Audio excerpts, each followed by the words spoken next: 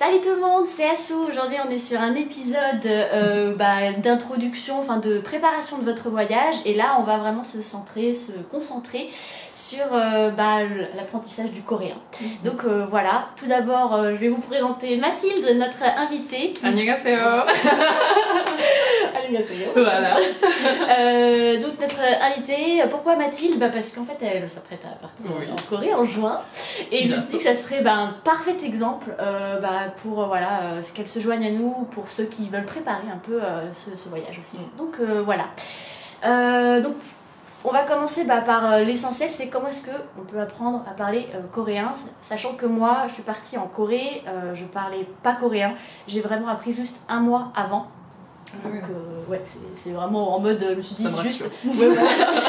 juste que j'aurais vraiment les bases pour communiquer un tout petit peu, et honnêtement ça m'a suffi. Enfin, c'est vraiment, avec le peu que j'avais, j'ai vraiment bien réussi à communiquer. Et surtout ce qui est important à savoir, c'est que les Coréens sont trop heureux de voir que tu parles un tout petit peu coréen, et donc en fait ils vont vraiment être super gentils, ils vont pas du tout s'offusquer si on fait des erreurs de prononciation. Enfin, prononciation, c'est des fois juste la communication qui risque d'être un peu plus compliquée. D'accord. Mais ils seront super à l'écoute et vraiment super gentils et ouverts. Donc vraiment, vous formalisez pas sur ça. Ouais.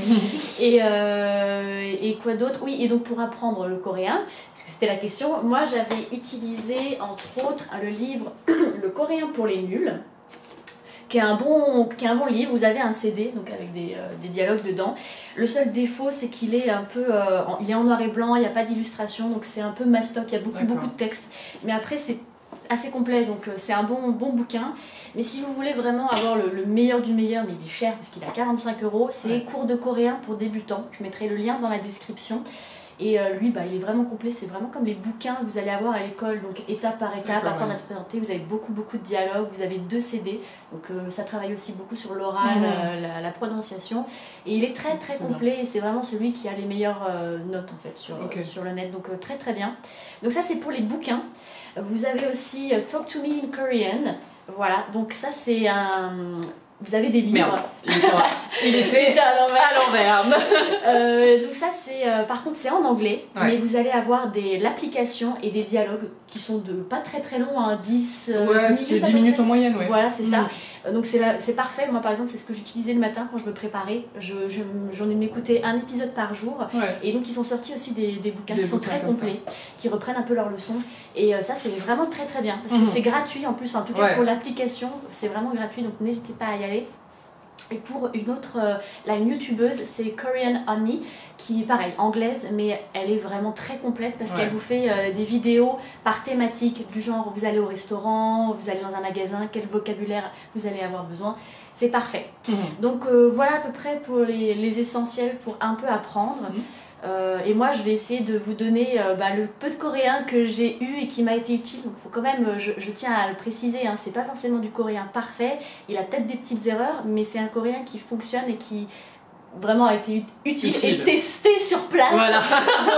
donc je peux le dire, ça fonctionne bien. D'accord. Donc voilà pour la première partie. Donc là, la deuxième, on va parler de l'étape la plus importante. La première étape quand vous allez apprendre le coréen, c'est apprendre l'alphabet, le hangul. C'est vraiment essentiel. C'est hyper important parce que ça va vous apprendre à bien prononcer les mots. Et on pourrait croire que non, c'est pas utile, mais si. Moi, je m'en suis rendu compte vraiment sur place, même dans ma prononciation, qu'il fallait d'abord que j'apprenne à le lire. Et puis même si vous allez en Corée, la plupart du temps, vous aurez toujours tout écrit avec notre alphabet à nous.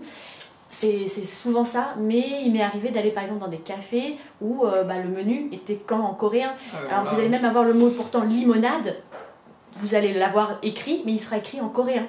Donc il faut savoir juste le lire. Voilà, c'est ça. Donc, et c'est facile, c'est vraiment facile. Très facile. Moi personnellement, en une journée, c'est ça. Vous saisissez l'essentiel. Après, vous pouvez un peu oublier, mais en une journée, globalement, vous allez l'avoir. Il y a à peu près une trentaine, je crois que c'est 36. Je crois que c'est 40. 40 40. Je crois que c'est 40. 41 caractères, merci. Ouais. C'est hyper facile. Enfin, juste pour vous donner une idée, j'ai ramené un petit tableau. Je vais pas tout écrire, mais par exemple, voilà, la lettre A. Ça se prononce, ça s'écrit comme ça, et vous allez avoir aussi le ya, et ben là, vous rajoutez juste une petite barre, par exemple. Y. Tout à fait. Ya. Voilà. Et pour wa, ça va être hop, hop, hop. Attends, je me suis trompée. Hop là. Et ça va être comme ça avec tous les sons. Ça va être la même chose avec par exemple le son O. Ça va être O. Vous rajoutez une barre, ça va être yo. Et wa, pareil. Enfin, en fait, c'est plein de caractères mais qui se déclinent assez facilement et qui sont logiques en fait. Donc ça va très vite. Ouais, ça va très vite à apprendre. Et d'ailleurs, j'avais appris sur un site internet avec des cours de français et en une journée j'avais fait ça. Je te donnerai le lien comme ça vous aurez le lien dans la barre de description et ça sera vraiment pour apprendre l'anglais. C'était très bien, moi ça m'a bien aidé. Donc ça c'est la première étape et vraiment je vous incite à le faire parce que c'est hyper important et c'est tellement facile en plus. Donc voilà. Ensuite on va commencer un peu à parler des basiques. Donc tout d'abord on va un peu se présenter par exemple. Comment est-ce qu'on se présente? Vous rencontrez un Coréen, vous allez dire... alors attendez, d'ailleurs je sais plus, est-ce que c'est Cho ou Chonun? Cho. Chonun? Je crois. Oui, bon c'est Cho ou Chonun. Les deux sont corrects, hein, ça veut dire vous ou moi, enfin ça veut dire moi, je. Et Cho, Chonun, on va dire plutôt Chonun. Chonun Astrid Imnida. Ça c'est la version révérencieuse, mais vous pouvez dire Chonun Astrid Ieyo. Ieyo c'est une forme du verbe être, mais ça s'utilise aussi pour des fois dire le verbe avoir. C'est un petit peu. Je suis pas encore là, mais.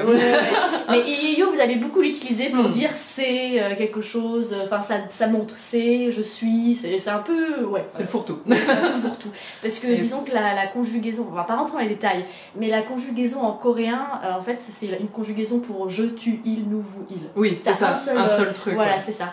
Encore plus simple que le français. C'est très très simple à ce niveau-là. C'est la grammaire qui est compliquée, mais la conjugaison c'est ultra simple. Donc voilà, moi c'est Astrid, Chonun Astrid Ieyo. Donc bien sûr, d'abord avant de dire ça, il faut dire 안녕하세요. 안녕하세요. Chonun Astrid입니다. 저는 마틸드입니다. Et là après vous pouvez enchaîner sur 만나서 반가워요. Et ça veut dire ravi de vous rencontrer. Mannaso, c'est rencontrer, enfin c'est la conjugaison du verbe rencontrer. Et pangaoyo, je suppose enchanté. Je sais pas, je vais pas regarder. Mais en tout cas, je sais que voilà, ça je l'ai utilisé et c'est toujours cool de réussir à le glisser. Donc ça voilà, ça c'est pour on va dire les introductions. J'y pense là, mais par exemple si vous faites des amis coréens et tout ça, évitez, j'ai cru comprendre que c'est pas cool si tu as un ami coréen par exemple, évite de l'appeler oppa. En Corée par exemple, souvent tu vas dire oppa à quelqu'un. Dans les dramas on les entend tout le temps. Mais les étrangères ça passe mal. Donc dis pas oppa ou honey, à moins qu'on te demande. Dans ces cas-là, mais évite de le faire. Par contre, ce que tu peux faire, c'est rajouter la particule shi, donc S et I, derrière. Donc par exemple, si on se connaissait, enfin si on était en Corée, je pourrais dire Mathilde shi. Tu rajoutes juste shi, c'est du coup une particule en fait de politesse en fait. Tu rajoutes ça. Donc voilà, ça c'est un truc que tu peux utiliser. Donc voilà un peu pour les présentations. Donc là on a dit bonjour, on s'est présenté, on a dit je m'appelle et ravi de vous rencontrer. On peut dire au revoir. Et là, il y a deux manières de dire au revoir. Il y a 안녕히 가세요 et 안녕히 계세요. Alors, 안녕히 가세요, est-ce que tu sais la différence ou pas?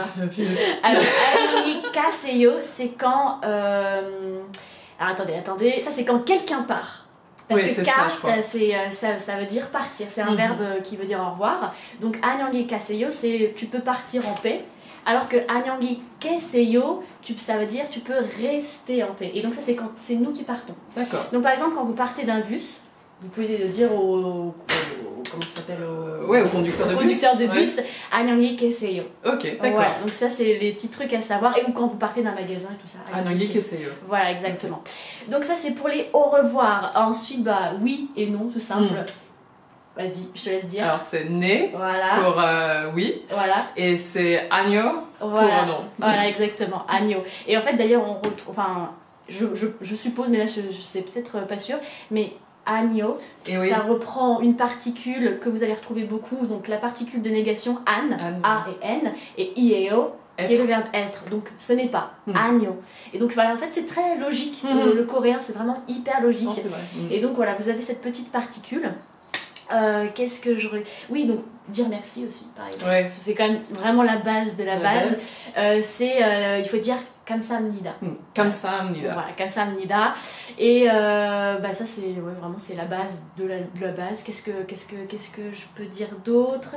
Donc là, on a la base. Ouais, donc, au revoir, bonjour, merci. Oui, voilà, vraiment...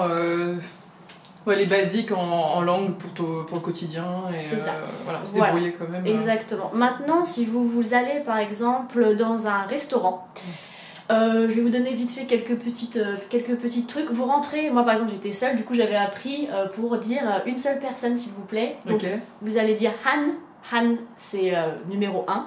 Hanmyeon, ça veut dire une personne. Hanmyeon juseyo ou juste Hanmyeon. Et ils vont comprendre. Hanmyeon. Ouais. Hanmyeon. Donc il faut dire Hanmyeon. Hanmyeon. Voilà. Okay. Une personne. Donc ça c'est quand vous allez rentrer dans... Enfin d'abord vous allez dire Hanmyeonhaseyo, Hanmyeon juseyo. Et après on va vous mettre à une table. On viendra pas forcément vous voir. Par exemple le serveur pourra venir mais pas toujours. Du coup pour interpeller, ça c'est vraiment le truc qu'il faut connaître. Le mot c'est Chogyo. Et là après ils vont nous demander est-ce que vous avez choisi et vous allez pouvoir faire votre commande. Mais Chogyo, c'est vraiment le truc, même pas que dans un restaurant mais dans la vie, je sais pas, vous avez besoin d'interpeller quelqu'un dans la rue ou quelque chose comme ça, Chogyo. Et voilà, voilà exactement, c'est hyper important à celui-là. Je sais pas, sur la carte, vous savez pas ce que c'est par exemple, vous pouvez demander, et ça, qu'est-ce que c'est? Du coup, vous allez dire Igo. Donc Igo, ça veut dire ça, ça désigne quelque chose. Moeo, mo, ça veut dire mo, c'est quoi, et eo, c'est être, le verbe être. Donc Igo moeo, et là on va pouvoir vous dire... ça, être quoi? Voilà, c'est ça, être quoi, qu'est-ce que c'est? Qu'est-ce qu'il y a d'autre à dire dans un restaurant? Oui, alors dans un restaurant, une fois que c'est fini, par exemple, si vous êtes face à une ajumma et que vous voulez un petit peu discuter avec elle, vous pouvez lui dire que c'était délicieux. D'accord. Donc voilà, c'est mashisoyo. Mashisoyo, ça veut dire c'est délicieux. Ma, c'est le goût, et isoyo, c'est être. Donc mashisoyo, c'est délicieux. Igo mashisoyo. Nomu mashisoyo. Et après, vous pouvez même finir le repas par dire j'ai plus faim. Oh, peppola. Peppola, je suis repu. Peppola, ok. Voilà. Qu'est-ce que. J'ai oublié de dire, mais par exemple, pour dire bon appétit, on va dire chal mokkesumida. Chal mokkesumida. Chal c'est bien, mok c'est manger, et kesumida c'est je vais bien manger en fait. Chal mokkesumida. Et chal mokkosumida, ça j'ai bien mangé, c'est à la fin. Oh, c'était vraiment j'ai bien mangé. Voilà. Ok. Chal mokkosumida. Donc ça c'est les petites nuances. Et je crois que c'est tout pour le restaurant. Et alors après dans les magasins, vous avez besoin de demander à... Pareil, il y a une ajumma qui tient un stand dans la rue. Tiens, ça coûte combien? Parce que souvent les prix vont pas être affichés. Et pareil, vous allez réutiliser donc cette petite particule là de comment ça s'appelle pour désigner Igo, c'est votre meilleur ami. Igo olmaeo. Et donc olma ça veut dire combien et eyo c'est encore le verbe être. Donc Igo olmaeo, combien ça coûte. Et là on va pouvoir vous dire Igo 3,000 won. 3,000. Ok. Ça c'est les chiffres. Voilà, 3,000 won. Igo 3,000 won. Et donc voilà, vous comprenez du coup. Pareil, petite parenthèse, apprenez les chiffres chino-coréens, au moins chino-coréens, parce que c'est ceux qui sont utilisés pour les won en fait. D'accord. Donc c'est lesquels? C'est les chino-coréens, donc c'est il, sam, sa, o, liu, shi, pal, go, ku, c'est vrai.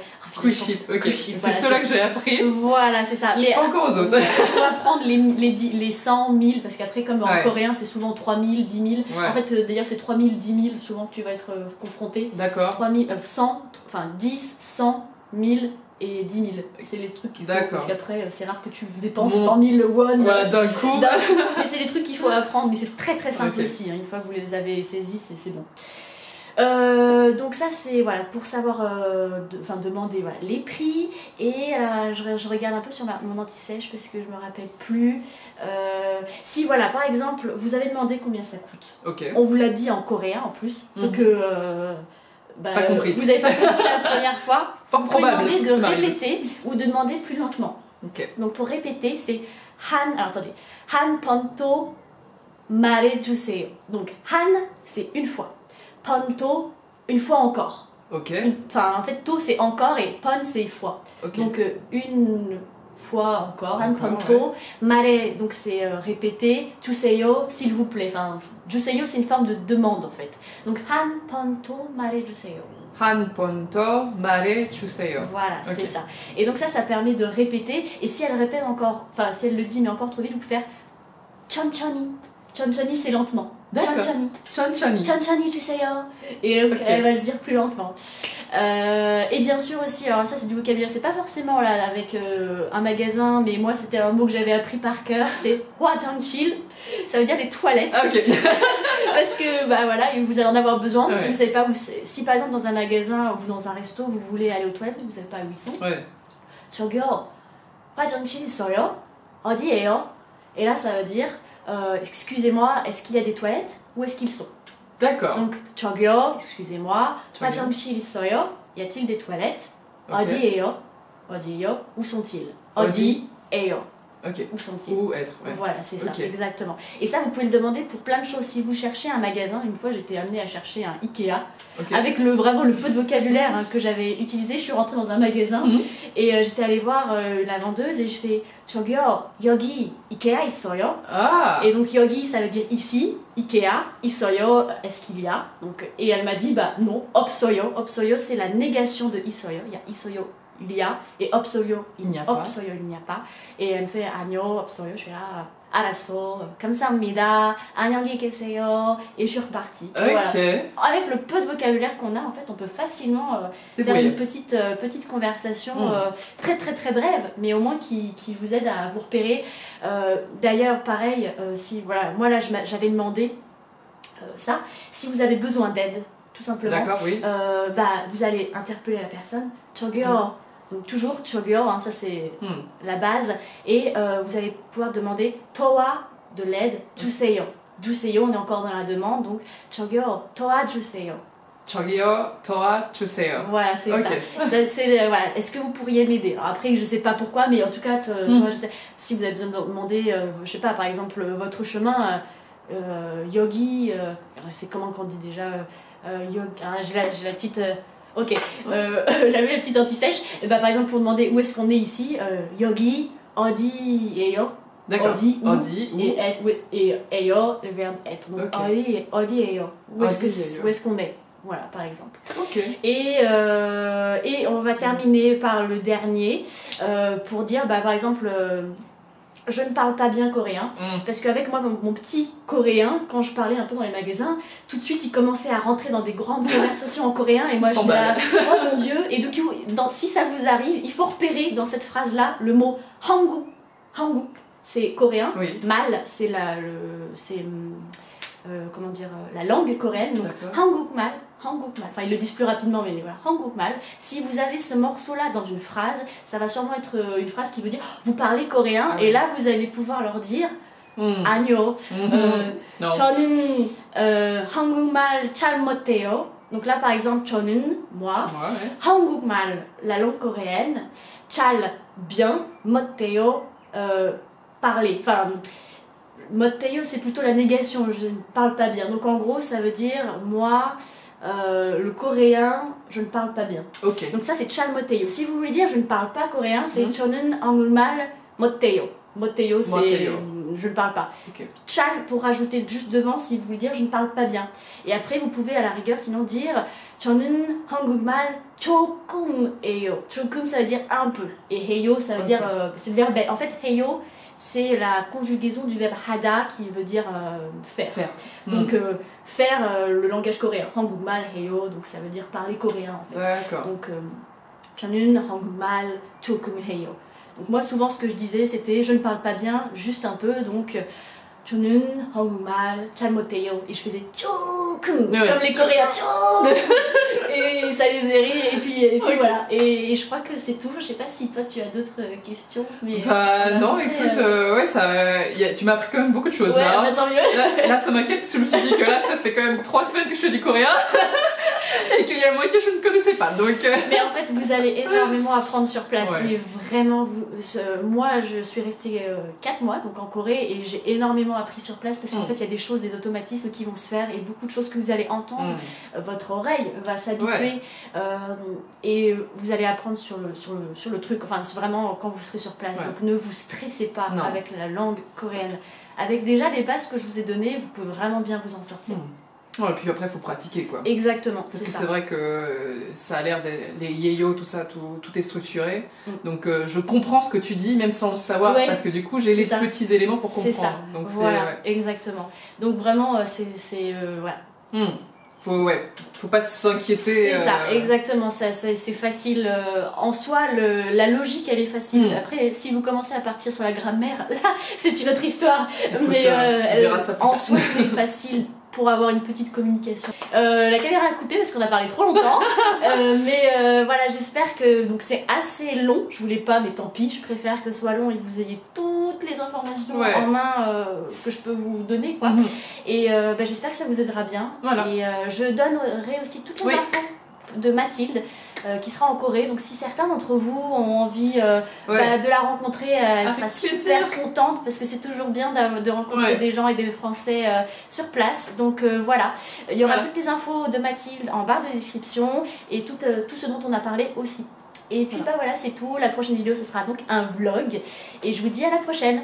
Bye. 안녕히 가세요. 안녕히 가세요.